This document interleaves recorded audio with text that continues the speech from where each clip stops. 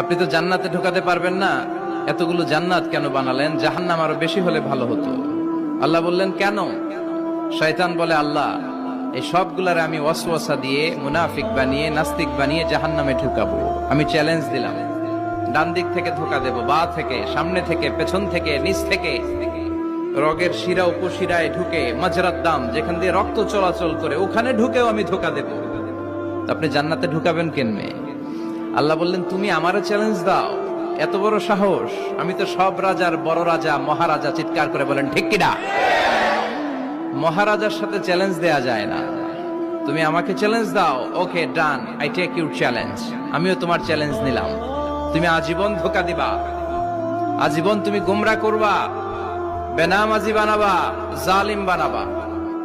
কিন্তু আমার বান্দা কোন তাফসীরুল কোরআনের মাহফিলে এসে, কোন এক ওয়াক্তের নামাজে মসজিদে ঢুকে, অথবা মাঝরাতে ঘুম ভেঙে গেলে তাহাজ্জুদের জায়নামাজে চোখের পানি ছেড়ে যখন ক্ষমা চাইবে, আমি সব গুনাহ মাফ করে দেব, তুই কি করবি?